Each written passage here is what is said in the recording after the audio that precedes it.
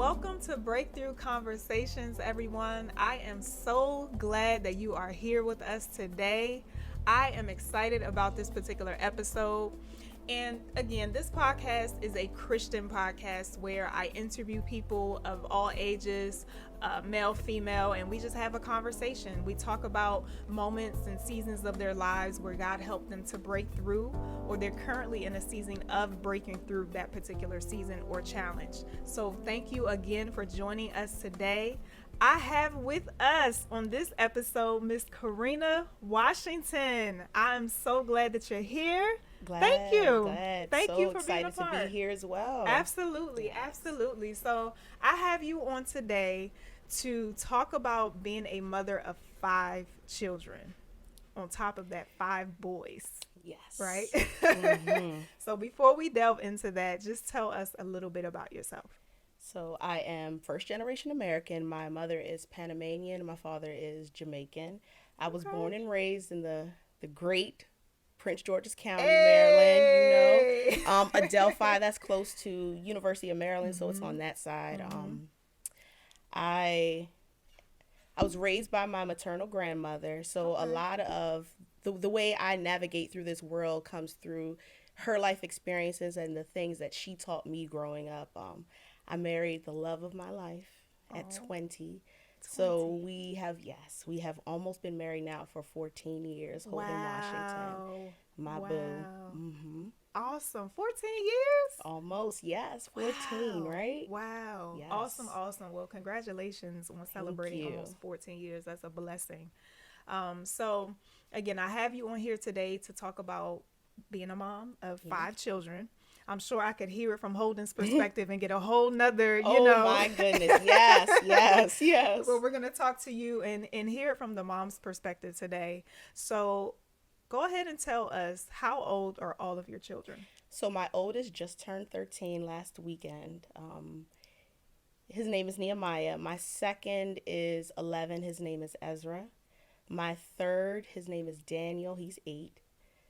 My baby, well, he's not the baby, but he's my baby. He'll always be my baby. He is 6. His name is Levi. And the baby, he is Micah. He was born at the beginning of the pandemic. He is almost 2, so he'll be 2 in April. Wow, time flies, because I remember when Nehemiah was a baby and he had all this curly hair. He was adorable. Adorable. So time really flies. So all of your children have biblical names. Absolutely. So tell us the inspiration behind their names. Words are powerful, and your name is something that gets spoken over you daily. And the meanings of their names have meaning, and I want that to be spoken over them daily. And I noticed that it kind of intertwines with their personalities. So Nehemiah, his name means comfort of the Lord. I noticed that his younger siblings gravitate towards him when they need to be comforted or they need to be defended. Ezra, his name means helper or strength. He is a no-limit soldier, okay? So he's very helpful, but he's also very stubborn and strong-willed. Daniel means God is my judge. He's very confident and loving in his confidence, and I can see that he definitely just, it exudes, like you can see it in him. Levi, his name means joined, or, you know, coming together. And Levi is definitely the comfort and the one who wants to get everyone together and love on everyone. Micah, his name, what does his name mean? I just like, because you know how you just think and then you're like, oh my God, number 5, what is his name? I'll look it up, but he is definitely the epitome. Who is like the Lord.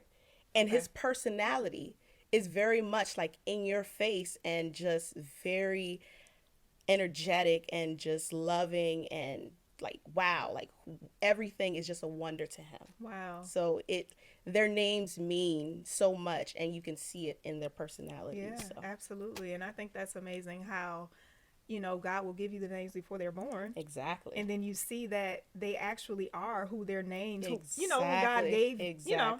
So I just think that's amazing. So tell us what it was like being pregnant with your first child. And then we're going to kind of run down each pregnancy, kind of a short version, because there's so many questions I want to ask you today. Yes. But so if you can tell us, what was it like your first? So to your first start, child? I remember when I was very young, I told my grandmother that I was going to have 10 kids. She laughed at me. She said, "No way, I'm halfway there." So, but Right. of course not, because I know you'll bring up another question, but probably. But I was excited and terrified. Very, very, very excited, but also terrified because I grew up babysitting. I come from a very large extended family. So cousins, I've been changing diapers since I could remember. But having your own, I didn't know how I was going to love and take care of another person in the way that I know that babies need to be taken care of. Yeah. I figured, I can feed them, I can change it, but am I going to actually be able to lead this person and train this person like in the way that they should go? Yeah. So I was terrified. I remember, when you feel like you have more time, because Nehemiah actually came a few weeks early. Okay. We went to our appointment. They were like, your blood pressure is really high. And I was like, well, blood pressure, I'm 20. Like, what you mean blood pressure is high? Yeah. So then when I went into the doctors, they did a scan. They were like, it's probably because his amniotic fluid is so low. There was almost nothing in there. So immediately, I didn't even get to go home and get anything. They said, go straight to the hospital. We went. They put me on everything, Cervidil, Pitocin, and the next morning he was here. Wow. And I remember going through birth, and I was like, oh man, I don't think I'm ever going to do this again. It was difficult.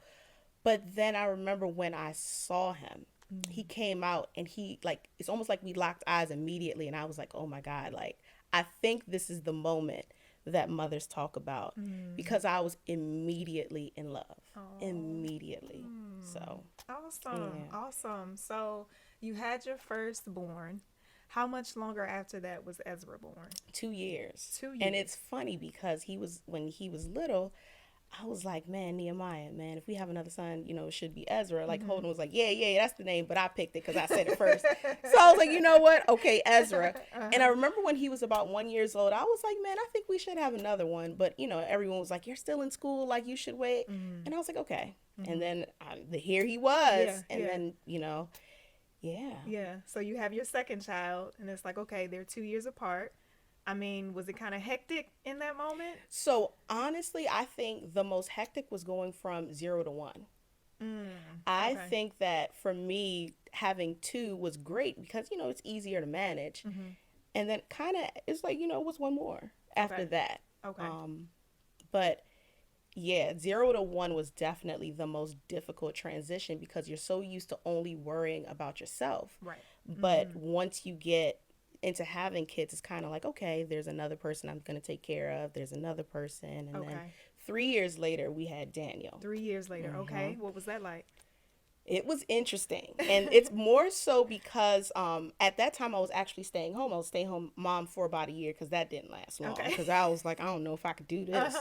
But he came so fast because, Holden left. And I said, I think we should probably go to the hospital. Within 2 hours, I was like, babe, like, we need to go right now. He was, like, from start to finish, he was born within 4 hours of me feeling contractions. So I didn't get to have any pain medication, nothing. And, it was an experience. But, when you meet Daniel, you completely understand because he is very, very impatient. If it's not the way he wants it or the way it should be, he wants it now and exactly the way he wants it. That's how he wants it. So that is very much his personality. Wow. And then there's Levi. Levi was our sweet surprise. Because of course at this point you have already guessed we didn't plan any of them so far. But we were so surprised like becoming pregnant with him because we were like, man. And it was a great, I've had really great pregnancies all along. But this also brings into the fact that when we found out he was a boy, because at that point I was like, I just want 4. Okay. I remember being so sad, but then I also remember feeling very guilty that I was sad that he was a boy. Okay. Gender disappointment. And I know a lot of people don't talk about it. because it's frowned upon. You see Yeah. someone say something, and I mean, you know, you look on social media, the comments are horrible. Oh, wow. But there was a sadness because I felt like I kind of wanted to just let him be the last, but then I was like, you know, I do want the experience of having a daughter. And then there was that like almost mourning for the fact that maybe I may never have a daughter. Okay. And this is a son. And I was like, well, I'm happy that he's healthy. He's okay. Yeah. But then I had that thought like, man, I'm probably never going to have a daughter. Got you. And that's real. And I'm glad you're sharing that because, like you said, that gender disappointment, a lot of women probably experience that, you know? So how far apart are Daniel and who's before Daniel? Ezra. Okay, how far apart are they? They're 3 years. Okay, and then Daniel and Levi are 2 years. Well, really, it's almost 2 because he was born in December, and you know Daniel was still 1, but it's 2. Okay. And then your last baby, Micah. Yes. After 4 Daniel. 4 years. Like because at this point I was like, I'm done having kids. I'm done. I'm good. But then I was at school and one of my students' mother had just had a baby. And, you know, she brought the baby in for a meeting. And I mean, beautiful, gorgeous baby girl, beautiful curly hair. She reminded me of Nehemiah. So I went in and my heart melted. And I was like, Holden, you think we could do, we could do one more? Of course, he was like, no.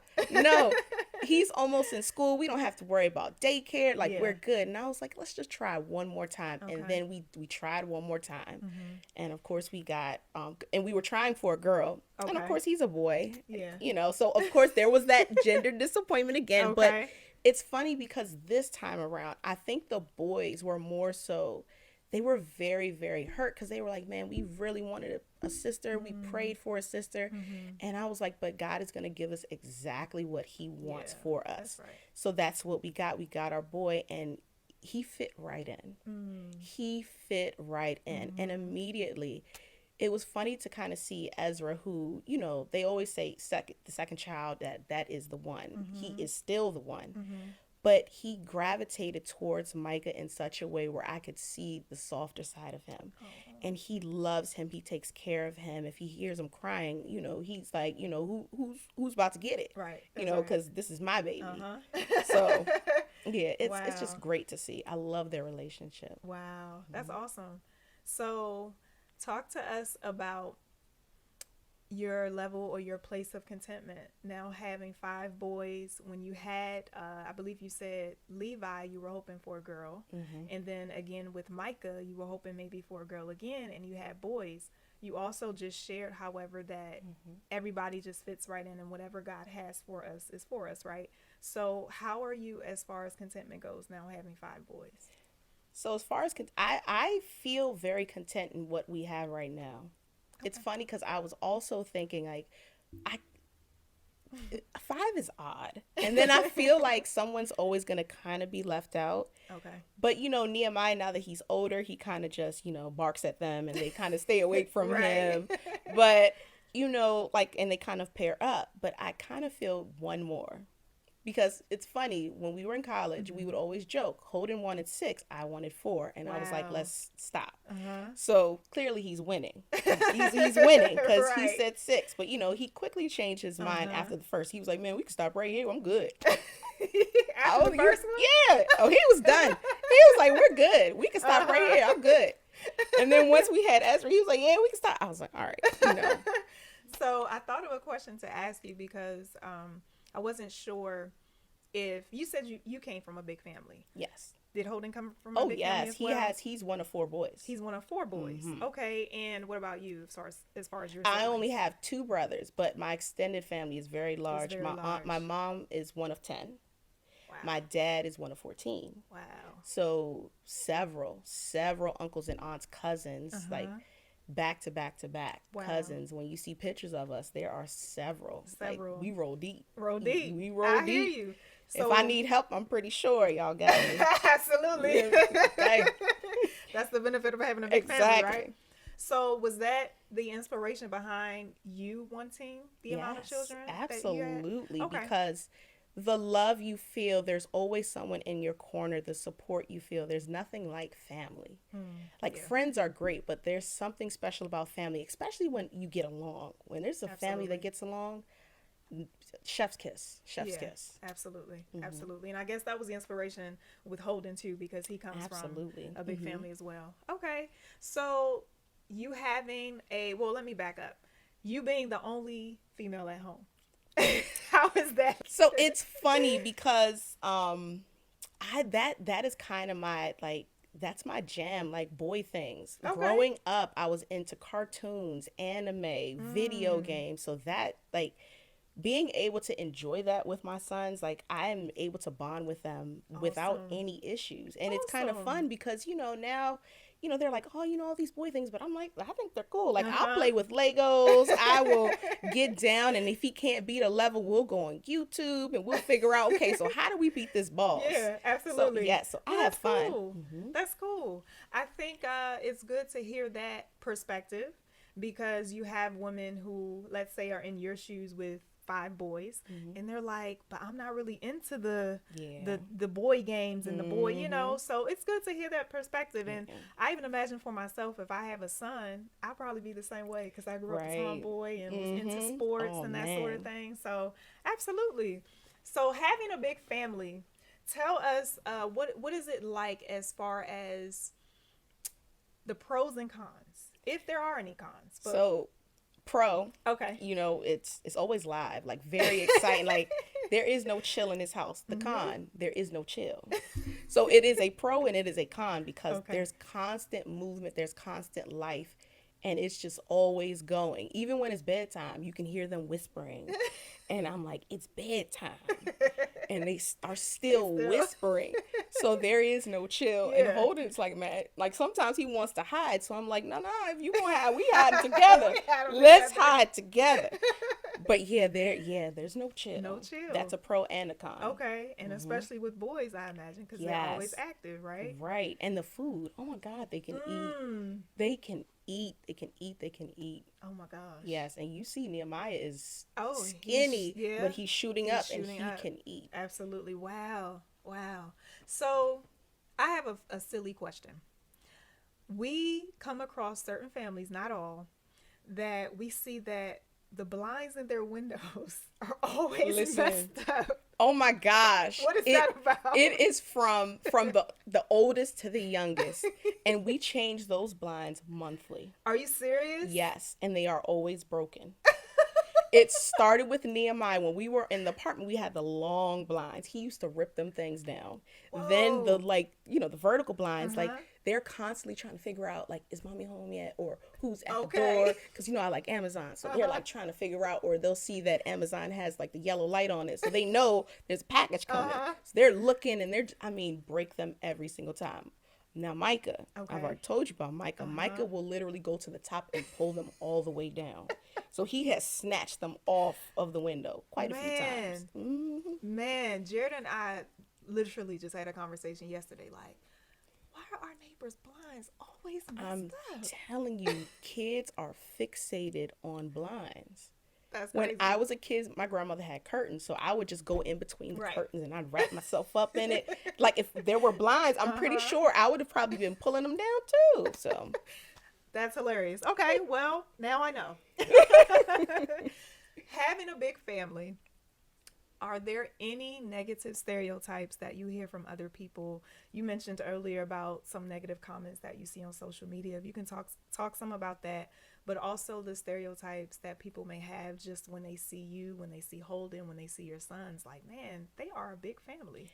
What is that like? I mean, you get the comments, and there's always the assumption that the government is funding our family. Wow. Which is it's one of those things where I'm not sure if it's like a stereotypical thing because I am a Black woman or if it's something because I have a large family. Gotcha. Which, as you know, my husband has a very successful electrical business. Yes, he I am a does. public school educator. Absolutely. Have been so for years. And, it's expensive, but we make it work. Make it work. So that is one of the stereotypes. Or just, why would you have this many kids in this economy? And I'm like, the thing is, God has blessed us to be able to do so. And our kids are able to do sports. they're in aftercare programs. They are in music lessons. So, God has definitely blessed us to be able to provide our sons with those things. Awesome. And they don't want for anything. My kids, Awesome. electronics, they have it. Things that, I could have only wished growing up, they have. And we always let them know, like, this is a blessing and not to look at us as the blessers. Awesome. That's a blessing. That's a blessing. What about when people see, well, you mentioned your skin color. Do you ever hear people, maybe sometimes even family, because they don't always know how to say the right things, but you come from a big family, so it may be different. But do you ever hear people say, you have black sons? Yes. Girl, I'm hoping for you. I'm praying for you because, Oh, yeah. how was that? So there's always that fear that you have as a black woman, and especially a black woman with 5 sons, that you have for your sons. Because when they're little, they're cute. Everyone thinks they're cute. Yeah. But when do they go from being cute and innocent to a threat? And black men, whether, society wants to admit it or not, are deemed as a threat. And that has always been a question in my mind. And I realized that a few summers ago, when Nehemiah was about 11, I bought him a bike. He got on the bike, like as we were leaving out of Walmart. He got on the bike and he's riding. There's cops at the door. They immediately stop him. Immediately. And I realized at that moment, like right at the onset of puberty, he was around 5'2". I was like, I think that's when he becomes a threat. So that was definitely a difficult experience for me. And I remember talking to a coworker about it, and she was like, I pray for you a lot because I know, like, I only have one son, you have 5 black sons. And I know you must not just fear for his life, but you fear for your husband's as well. Yeah. And I was like, yes, like this is America. Yeah. And this is how we live. And that fear doesn't go away because I know it. I see it. I see it in the classroom. I see how our black boys are treated as opposed to their white and Hispanic counterparts. Yeah. They're not treated the same. And I do have that fear because I see walking with my husband where a woman looks and she you can see that she's fearful. He is a big black man, dark-skinned man at that. They cross the street. Talk about I've colorism. seen- Yeah.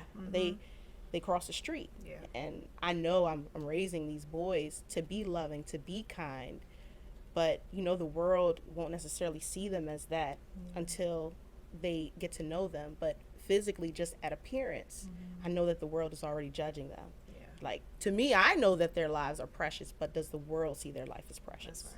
That's right. So That's good. That's good. And I know it may pose an extra challenge at times living in Baltimore. Oh, absolutely. Because if you don't live in Baltimore, I'm sure the news just makes Baltimore out to be just this crime-ridden city, just full of drugs, full of just all kinds of evil. And yes, there are parts of Baltimore that have that, right? So how do you, as a mother, not focus so much on the parts of Baltimore that have those things going on, but rather focus on God's got us. He's protecting us. How was that for you? By surrounding ourselves with positive black role models and positive black influences, because we realize that those small pockets of Baltimore that get put on the news are just that. They're small pockets. That's not all of Baltimore. Yeah. Oops, sorry. It's okay. But that's not all of Baltimore. That is small pockets. Like, you can walk down the street and see black excellence. You go into churches, you see it there. You see successful black people, black women, black men, and it beats the stereotype every day. And that is exactly why, like with my sons, I make sure to teach them about their history, but then also the history of where they're living in Maryland, and to let them know, like, yes, my life or my experience as a black woman growing up in Prince George's County is completely different from yours, but this is what I'm trying to expose you to.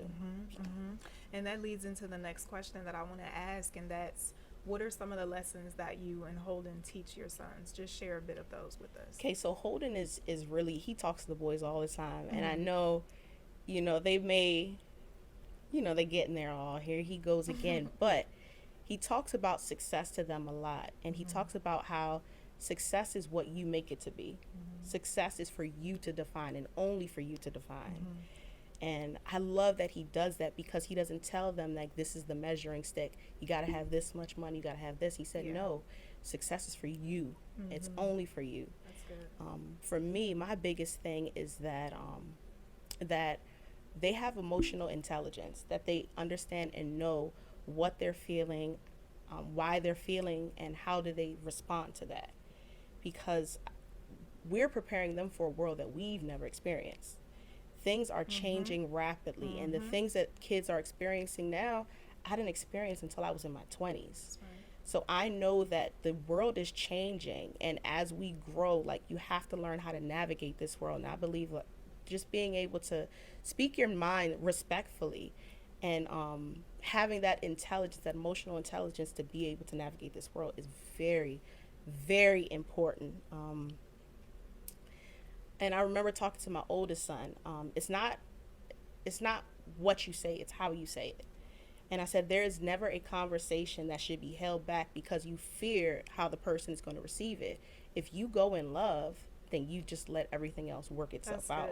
But you always, always, always have those hard conversations, because you honestly aren't doing anyone any favors by not having the conversations. That's good. Listen, you preaching to me right now. Because I'm telling you, that's just been a lesson God has been teaching me over the past couple of years. So absolutely, the hard conversations are necessary. Absolutely necessary, and for you to ingrain that in your children young, that's awesome. Yeah, that's awesome. So kind of shifting gears, but at the same time going back to something earlier when you were talking about your son's personalities. Oh my goodness. As a mother, how do you, I don't know if the word is adjust to their personalities, but talk to us about raising sons with different personalities and just what that's like as a parent. It's difficult, because I remember that growing up, it was a one size fits all motto with parenting. This is how it's going to go. It's going to be like that. Whereas I am realizing that, like, these are individuals, and my approach to them has to be different, because their response is going to be different to me with my approach. And I understand that. And I understand, like, whereas I need to discipline one son this way, I know that I need to come in love with this son this way. Because if I come down hard on him, I put the hammer down, he is not going to receive it. That's right. Whereas my oldest, if I don't put the hammer down, he's going to take full advantage. So you have to, like, really navigate and understand how their personalities are, and then know that my approach for you is going to be completely different from my approach to him. And this is why. And I explain that, and that comes along with the emotional intelligence, where you have to understand and know who you're talking to and how you approach them. Yep, that's right. I love that. Is there anything that they all have in common? Oh my gosh, yes. They are all very musically inclined. They all sing. They dance, a little bit, because, some of them got, my rhythm, whereas the other ones got Holden rhythm. But that's another conversation. But, so, yeah. So they are very musically inclined. They all sing. They all play instruments. Even the baby sings. So he'll pick up something and he'll just start singing and swaying, and it's the cutest thing. And they make up their own words and songs. I love it. Like Ezra, he can make beats and music, and he'll come up with his own little rap songs, and he can sing very well, but he's trying to lean towards rap. But I'm like, you can sing. So we'll see how that goes. Yeah, I love it. It's just really good when we see them in church and they're excited. When it comes to, at one point they will all just come on the stage, and Ezra was doing the drums, and so it's definitely good to see that, and they come from two musical parents. Yes. So it makes sense that they're musical, right? Explain to us what their relationships are with one another. You explained how Ezra is really close to Micah. Is there any other connection between the brothers? Levi and Daniel are definitely best friends. Okay. Yes. Levi and Daniel, okay. Nehemiah, it's funny because they all come to him as, like, he's the leader. He's the leader of the pack. So, like, he's close to all of them in very different ways. Very different ways. And him and Ezra are definitely close. And it's funny because they fight all the time.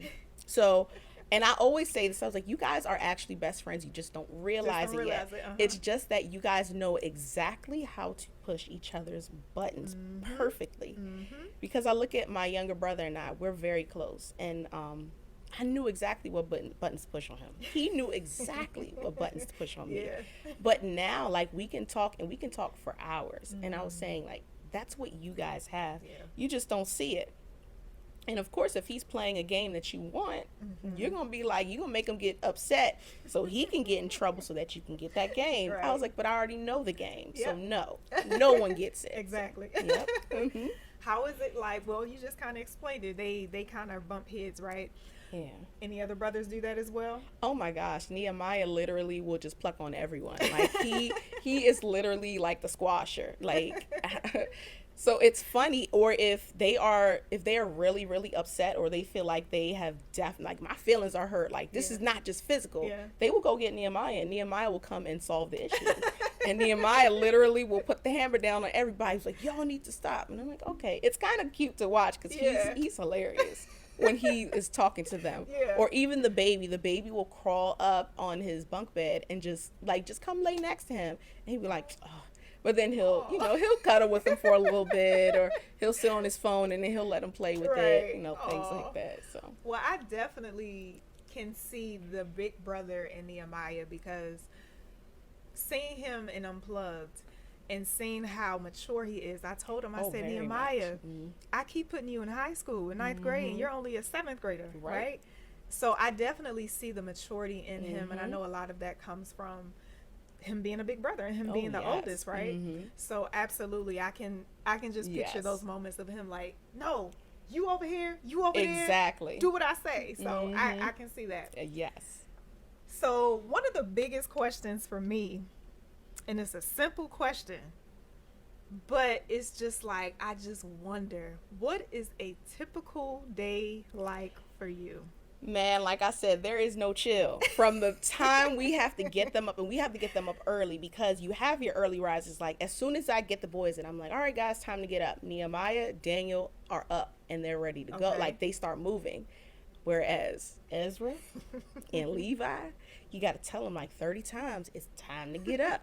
And you're constantly like, come on, it's time to go. So then like Holden, like we're tag teaming with Holden. Holden's yelling at them from this way, I'm yelling on the other side, and we're like, let's go, guys, we got to get up. And we give them 30 minutes, but they literally will wait till the last 5 minutes. I can't find my shoes. And then it's chaos, but then there's 5 brothers, so they're all looking for shoes, and we're all trying to figure out what to do. So we're all up, we're packed, we're ready to go. Conversations. Holden takes them to school now. We transition like year to year. Like last year was my year, this year. So this year he's taking them to school, and he has great conversations with them. Sometimes he'll tell me, but he was like, "Nah, this one is for the guys." I couldn't tell him. So like, okay, but he takes them to school. I pick them up. In the afternoon, they're usually finished with their homework because they have aftercare. And when they get home, we talk, we eat.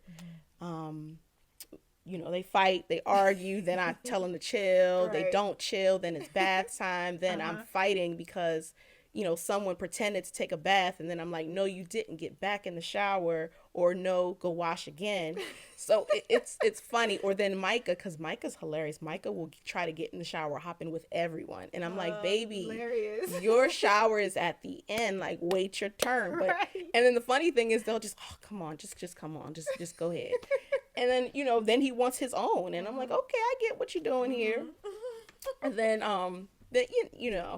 at the end of the day, where it's time to go to bed, Holden prays for him. Sometimes Daniel grab a book and say, "Mom, can you read to us?" or "Dad, can you read?" And Holden, he'll throw the book and say, "No, I'm gonna give y'all the Bible verse." So it's one of those things. Whereas I'll read the book and I'll do the voices, but Holden's like, "Nah, I'm gonna give you some words."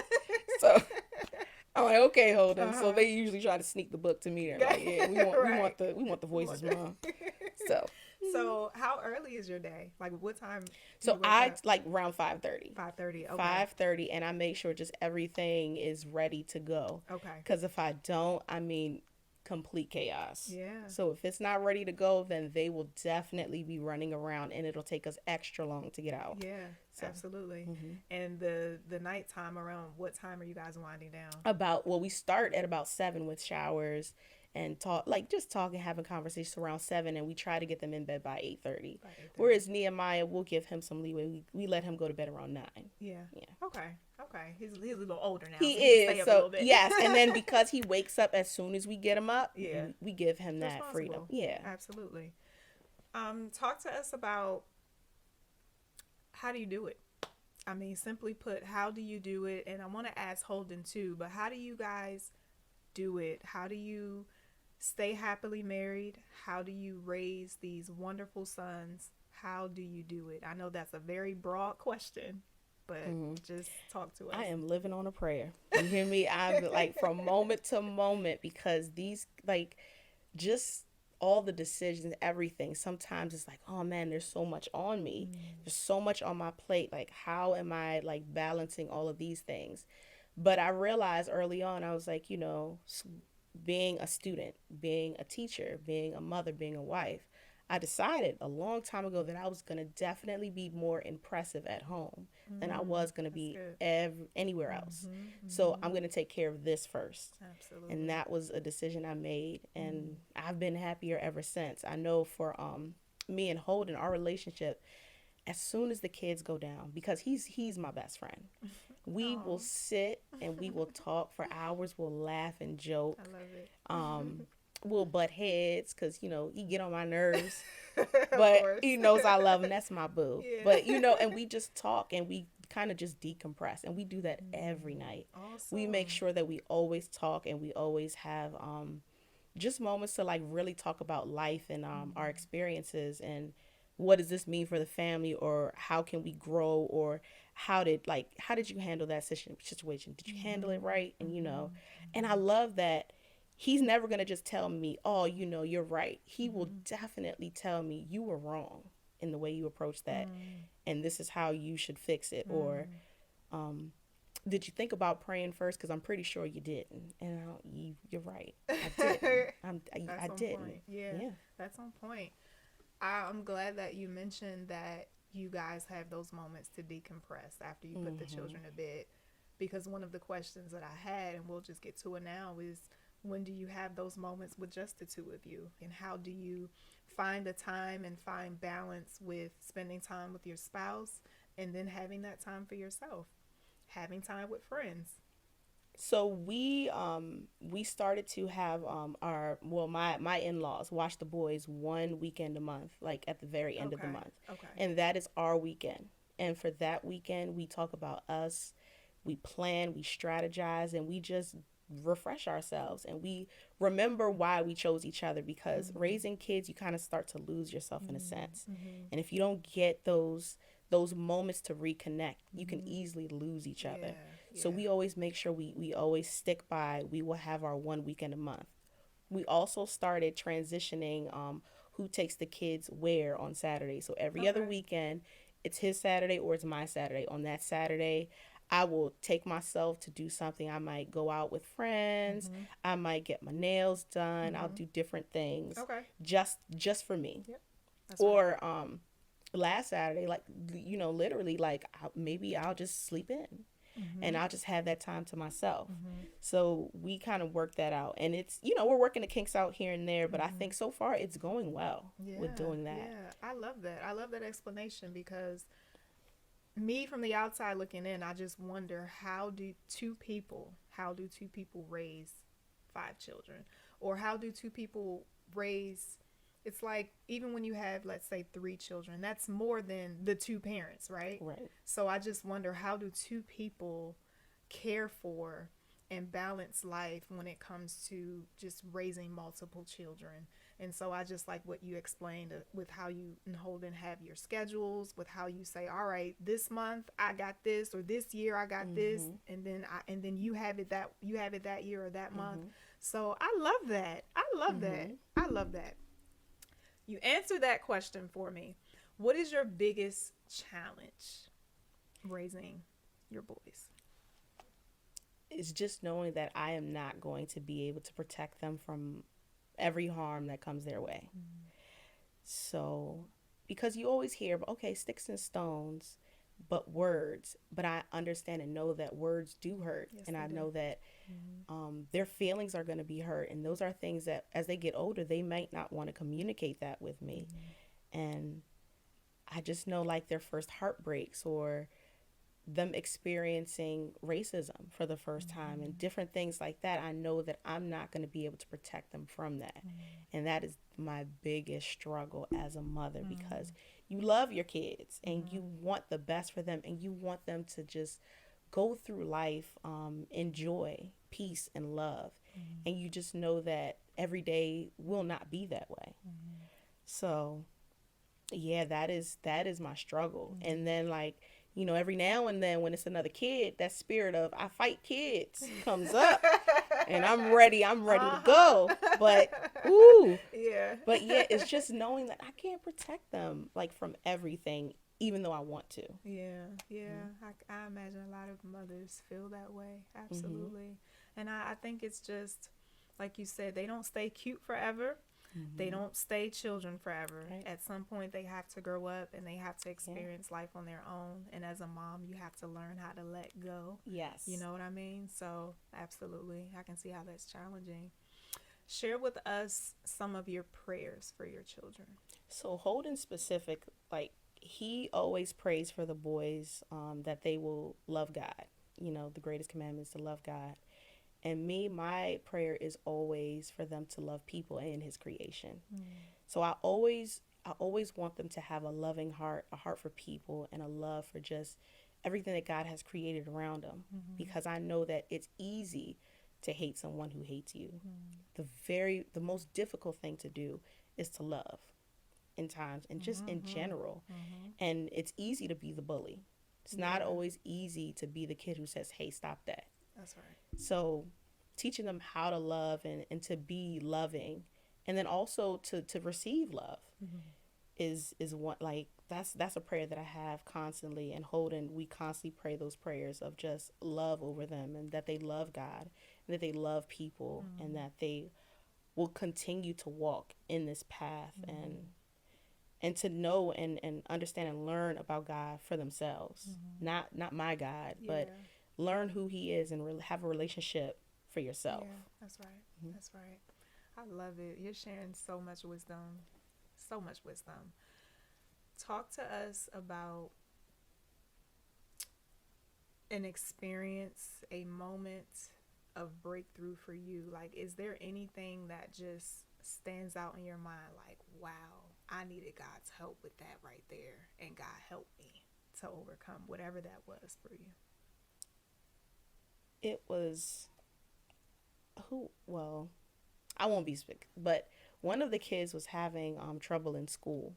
And I mean, I was fighting so hard for him because I knew that he was smart, he was this, he knew so much, and as an educator, of course there was a little bit of pride involved, like, I see that he has it, what's going on.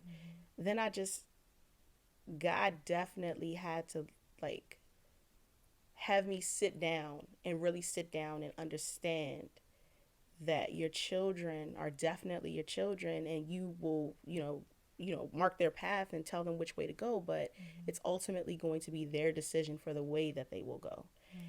And that was one of those moments where I realized as a parent, like, I have trained you to do X, Y, and Z. If you choose otherwise, of course, there's going to be repercussions. There's going to be actions, and you're going to have to deal with those things. So it was one of those moments where I had to just say, okay, I had to definitely just let go and let God. And of course, as I sat back and I just prayed on it, I realized the situation started to fix itself. Whereas I was trying to fix it, I realized that my hands weren't big enough or strong enough to do any of it. So just sitting back and realizing that as a parent, like, there are going to be things that you have, like, kids do not come with an owner, like, they don't come with a manual. So when things are happening, you want to fix it, you want to do it, but sometimes, like, it just doesn't work out in that way. And then you have to realize that sometimes the best option is just prayer. And it was simple. And then it was almost so, it was profound. That's right. It was one of those things where I was like, oh, could have just did this, a couple months ago. And like all this heartache and all this, frustration. And then there was anger. And I was like, and then there was my pride involved because, when your pride is hurt, your ego, you're sitting there and you're like, man, I should have taken my pride out of this a long time ago because things would have got fixed so much faster. So, wow. I love it. I love it. I love it. I love it. What would be your advice to moms out there who may be having a hard time raising their children? They may have 5 children like you. They may have however many children they have. What is some advice? What is some encouragement that you have for them? That you have to enjoy what you're doing. It's so easy to get caught up in the having to provide and having to do and having to make sure that these things are taken care of, that we forget that our children are people. They're loving. You should be enjoying them. And that when you have multiple children, you have to take time to really get to know each of them on an individual level. Even if it's 5-10 minutes or it's a trip to the grocery store, you just having that one-on-one time with them will give them a sense of, like my mom knows me. Like she knows me, not us, the boys, but she knows me. And that's something that you just have to like really, really take your time to just digest and to know your children. But definitely enjoy the ride because it is fun. It's a fun ride. Of course, there's frustrations and the kids will argue or, things won't go the way you want them to go, but it's a journey that eventually they won't be little forever. And of course you'll be their mom forever, right? You'll always be their mom, but your relationship is going to shift and change as they get older. And you have to cherish each moment throughout the journey. So. Wow. Well, thank you. Thank you for answering my millions of questions that I have for you today. This was definitely great. It was inspiring for me. And I hope that it was inspiring for everyone who chose to watch this episode today. You took time out of your busy schedule to listen to Mrs. Karina talk about how to raise her 5 boys. And I really hope that it has encouraged all moms out there who needed some wisdom, who needed some encouragement on how to just do it. Just how do you do it? So again, thank you for tuning in. This is Breakthrough Conversations. I am your host, Danielle Perry. If there's anything that you liked about this episode, just hit like, share this with someone, leave in the comment section anything that stood out to you, anything that blessed you. And also if there's anything that you want to hear in future conversations, drop it in the comment section. Thank you so much for tuning in. Have a wonderful day.